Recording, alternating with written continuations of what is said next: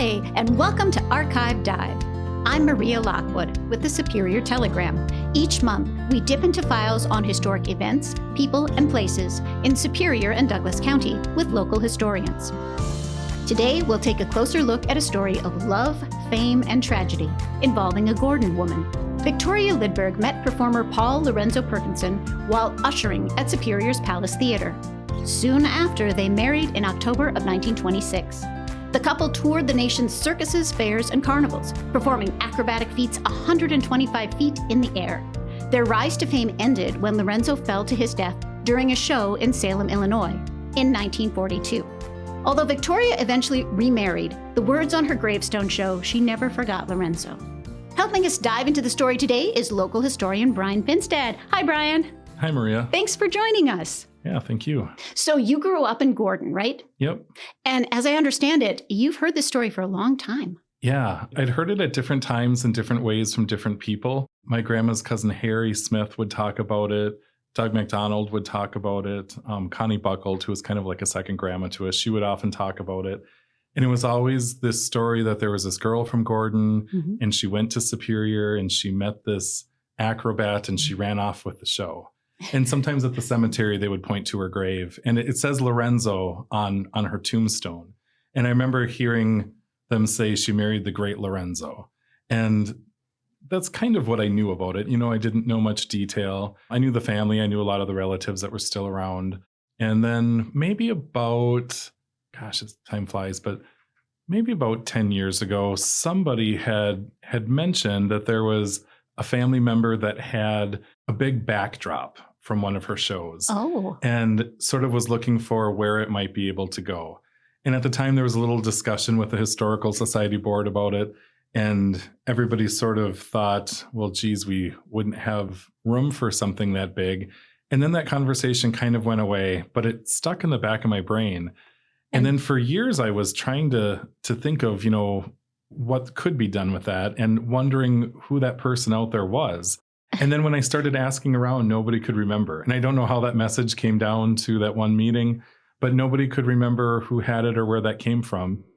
And then all of a sudden, from out of the blue, that person contacted you. Yeah. So then a few years went by and I just kind of, you know, had put it to the back of my mind because life is busy. And then just out of the blue, I was contacted by her nephew, Andy Worsley, who lives in Washington State. And he said that he was downsizing and had a collection of her stuff and was wondering if we were interested. And by we, he meant the Gordon Wascott Historical Society? Yep. So by this point, I was the president of the Gordon Wascott Historical Society, which I still am. And at that time, I was also on the Douglas County Historical Society board.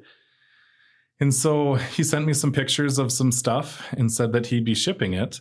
And so he shipped it all to my home in Superior. And it came in really large trunks in one giant transport cube. It was enormous. And I actually didn't really realize. I was thinking, okay, like there's some trunks, so you can take some trunks off of a truck and, you know, bring them in the house.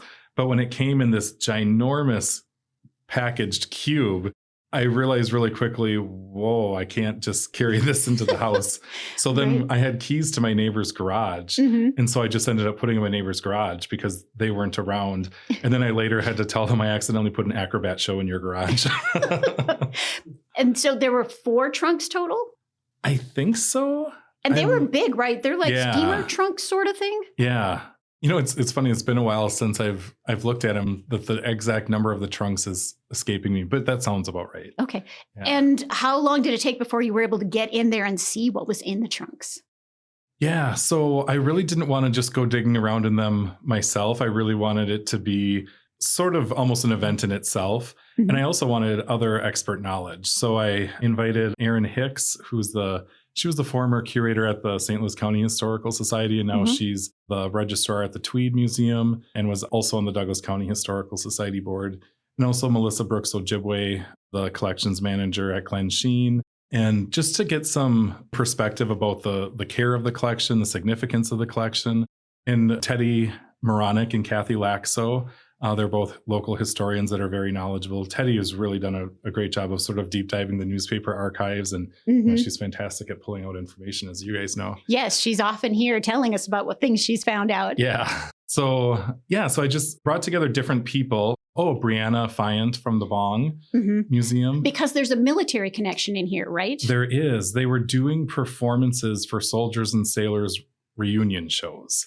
So there was, there were so many different pathways that, it could go to the local small Gordon Wascott Historical Society. It could go to the Douglas County. It could go to the state. It could go to the Bong.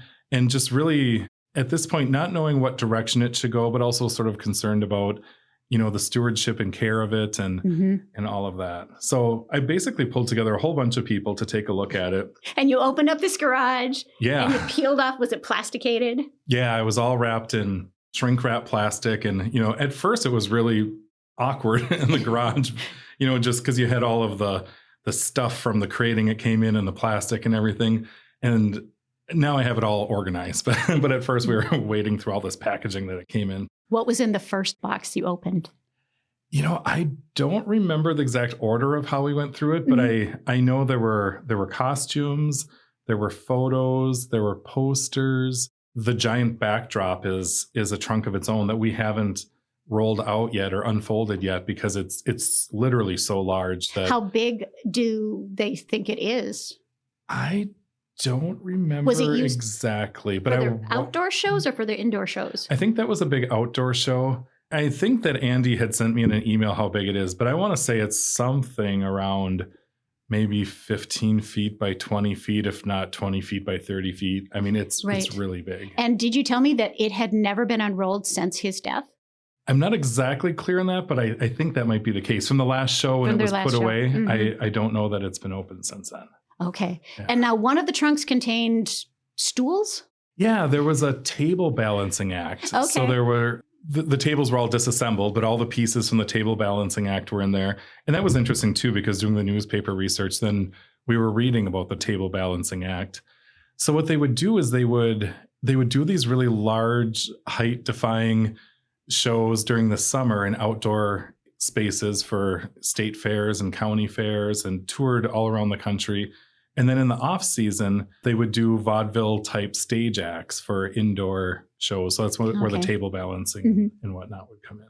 Now, these outdoor acts, they were amazing, right? Yeah. I mean, I've seen the newspaper articles. I mean, every fair and circus would say, wow, these guys are here and they're going to be 125 feet in the air or 140 feet in the air with no nets. And my understanding at the time, I think nobody else performed to the heights that they did. They were really doing something sort of uncharted territory. And also the equipment that they were on when they were up there, Paul had built himself. Oh, wow. And it wasn't even rigid.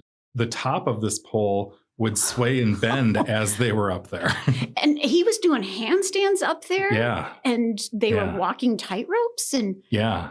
I should also say intentionally swaying and bending, not that it was flimsy, but and then there's a lot of attention about him as a performer because he was already performing before she met him. But she herself, I mean, there's articles about her walking across a tightrope at 100 feet with no balancing rod.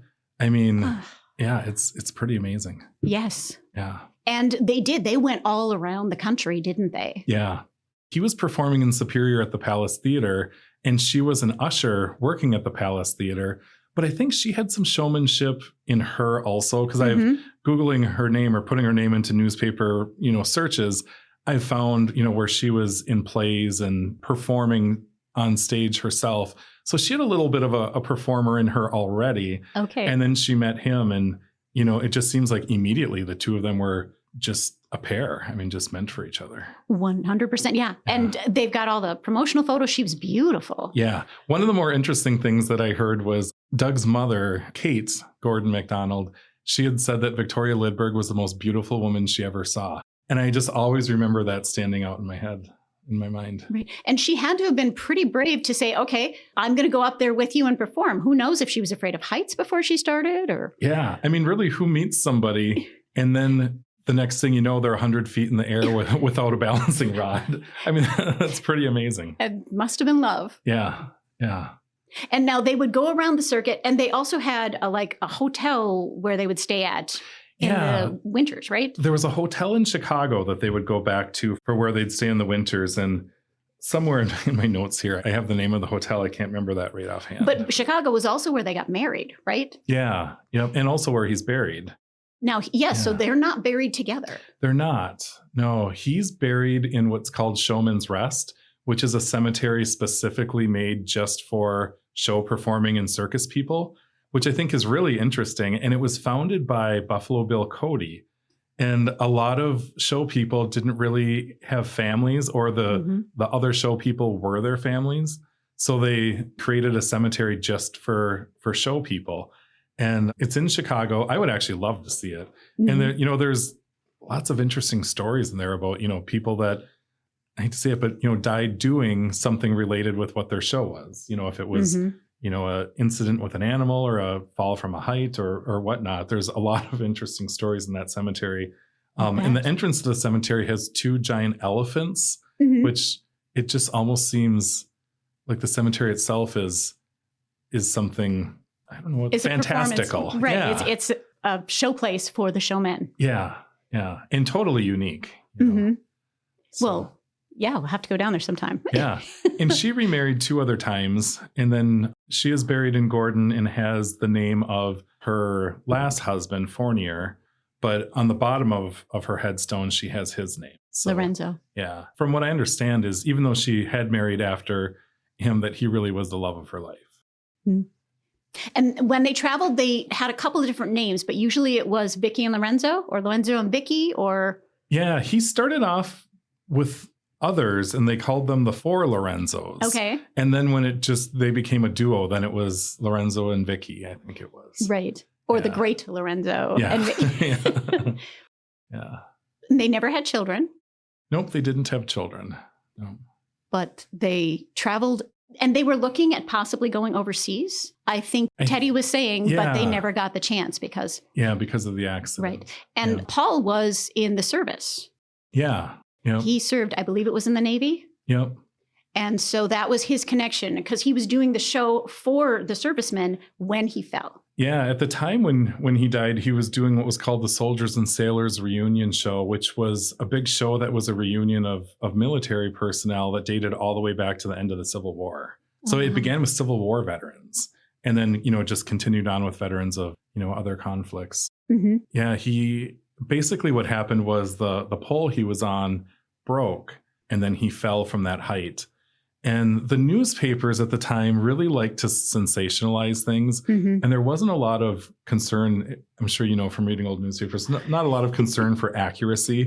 I read the most wild things in old newspapers. And there's these stories that talk about how he was trying to grasp and cling to save himself. And Andy told me that she had said, and she was up there with him when it happened, that she had said that his head hit on something as he fell and knocked him out. And so he basically fell unconscious.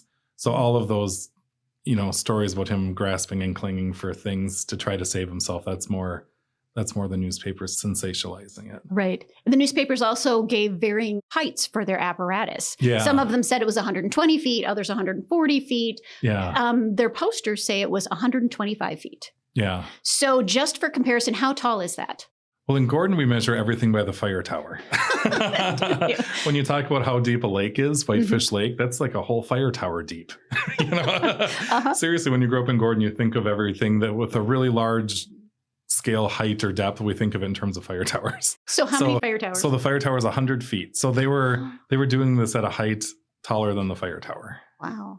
Yeah. That really puts it in perspective how death-defying this was. And people would come and pay what, like 75 cents to watch the show? Yeah.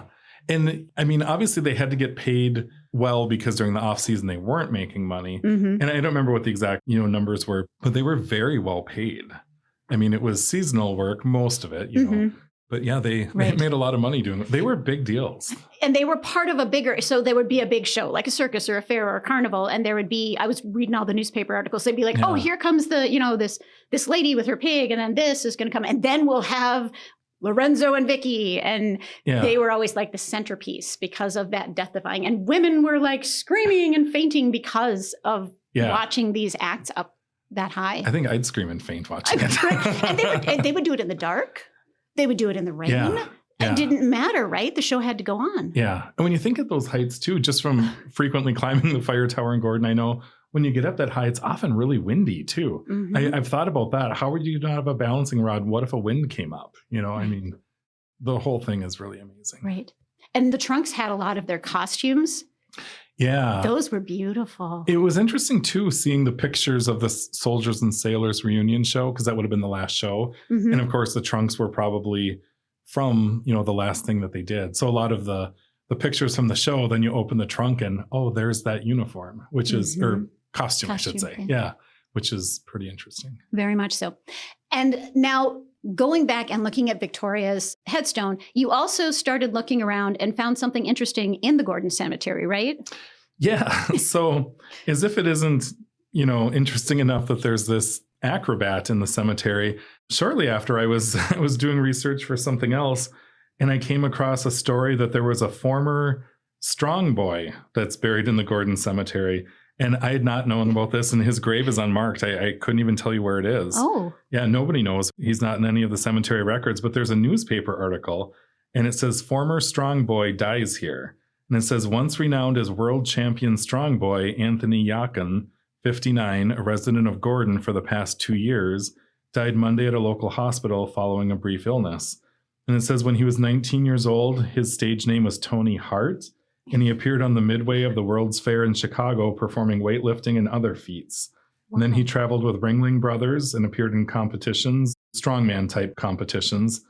And then it says he was a member of the Jim Jeffries training camp. There's all kinds of rabbit holes to go down. Like, I've never even Googled yet the Jim Jeffries training camp, assisting the world's heavyweight champion to get into condition. So he lived this outrageous life. And then apparently he started coming to Gordon to spend summers. Right. And then ended up living there for a couple years and dying. I've never heard of anybody in the community speak of him. We have no record of him in our cemetery, but here it is in black and white that he's in there somewhere. Yeah. So we got an acrobat, and now we got a circus strongman. And then but that doesn't end there. No, and we got a clown. We got a clown. And the clown I actually remember. Really? So, yeah. So he was called Candy the Clown. And when I was a kid, he would just be places in the community. And if you were a child and he would see you, he'd pull a balloon out of his pocket, blow up a balloon, and tie it into a poodle and give it to you. Okay. Yeah. So he was a more recent clown. Yeah. Yep. I think he'd been around Gordon a really long time, and he was older when I remember him. Mm-hmm. He lived on Whitefish Lake. I remember him being... It was Crush's Harbor. It's now Pogo's in Wascott. Okay. I remember being there with my parents when I was a kid and him tying a poodle out of a balloon. That's why I thought of poodle. I'm sure he tied tons of other animals. But, 40 years later, I still remember that as being just sort of magical or amazing. Like, how did he do that? Okay. So he's there also. Yeah. And so Jan Jensen, who is on our Historical Society board, she'd written an article about him. And I don't know the date of the article, a long time ago. But I was learning things about him that I didn't even know. It said that his name and his grease paint face are exclusively registered with the American Clown Clubs International. Oh, because you've got to have your own personalized clown makeup. You can't copy in someone else. So he wasn't a local just goofing around. He was bona fide. He was registered with American Clown Clubs International. Okay. And he would do clown performances for the Shriners and was very proud of money he would earn for children's causes. And his clown style, he said in this article, it says he referred to it as an August clown style. So there's something else I need. Like August the name or August the month? I don't know. There's a whole nother rabbit hole I got to fall down. What is an August clown style? I don't know. If anyone knows, let us know. Yeah, so many different things you can do here. Mm-hmm. One of the things that really cracked me up about this one, though, was before achieving professional status, he went through a training program to become a clown. I mean, he truly was a bona fide clown, like in terms of how you would not just be clowning around, but you are an official clown. Right. And he had to go through 3 sessions, one with a makeup committee, one with a uniform committee, and one with a balloon committee. They have a balloon committee? A balloon committee. Yeah. Wow. There's a lot to becoming a clown. Yeah. Oh my goodness. Yeah. So looping back to Victoria, what are the things that opening the trunk did for your knowledge of her? How did they change your perception or understanding? It was really fun to share sort of the excitement of opening them with a group of people. And then also knowing that it really meant a lot to Andy that, it made it here safely. And, with this person that really I'd only met, virtually, sort of communicating that excitement back to him and then getting some information from him and communicating it to the group. Mm-hmm. It really was sort of this little phase of discovery in the middle of winter when there's not much going on or, mm-hmm. Late fall or whatever. Right. That it was fun. I guess that's the best thing I could say is it was fun. And are there any pieces in particular that you were really impressed to see? I really cannot wait to see the backdrop. That has not been opened yet. It hasn't been opened yet. Do you know when you're going to do that? We need a large enough space. I mean, the only thing I can think of is to someday reserve the town hall and roll it out on the town hall floor. Mm-hmm. And then I would imagine we want to do that very carefully and also put it back very carefully, mm-hmm. And sort of assess what we can do that. The only space that I think is large enough that we could display this would be inside the town hall. Okay. Or another large, type space. Mm-hmm. And those aren't spaces that we could set it up and leave it there permanently. And it also might not be good care for the collection for it to be, mm-hmm. On display all day, all the time. Right. So I'm thinking it might be the type of display that is put out for a special event or a special occasion, mm-hmm. and then put back away in some way. So it's a matter of finding a permanent storage place for the trunks. And this year for Gordon Goodneighbor Days, we're at least going to take a few of the costumes and make some sort of interpretive panel. And during the Historical Society's Sound Suites and More fundraiser, somewhere in the room, we're going to have, a corner or a space that there'll be a display talking about all of this. And Ellie Connolly from Whitefish Lake has volunteered to put the costumes together in some sort of a display. Wonderful. Along with her daughter, Rainbow. And Rainbow lives in Washington State also, interestingly. Uh-huh. And I couldn't tell you exactly what she does, but she somehow works in textile curation and I think specifically costumes. So she's the perfect person to put a display together. Yeah. Ellie asked me, what can I do for, something to help the community? And I thought about it and I thought, boy, it's a good fit. Right. So folks can look forward to seeing at least part of the collection this summer. Yep. Awesome. For Gordon Goodneighbor Days. Yeah. And then maybe with time, we can expand and build upon how it's exhibited and how mm-hmm. it's presented. But we're never going to have enough space in our museum to have it up all of the time. Right. So it probably will have to be brought out for specific events and then put away. Mm-hmm. Or maybe small pieces and some interpretation about it, could be in the museum all the time. But what's interesting about it, being that it's a traveling act, it was literally meant for taking out and being put away. So How wonderful that it comes in these trunks. It's just made for that. It is. Yes. And the trunks themselves are wonderful. They're as old as mm-hmm. they're artifacts in themselves. So, cool. Yeah. Awesome. Yeah. Well, thank you. Thanks, Brian. I appreciate it. Yeah, absolutely. And thank you for listening to Archive Dive. New episodes are available monthly at superiortelegram.com or wherever you listen to podcasts. If you have a topic you'd like us to explore, email it to us at editorial@superiortelegram.com.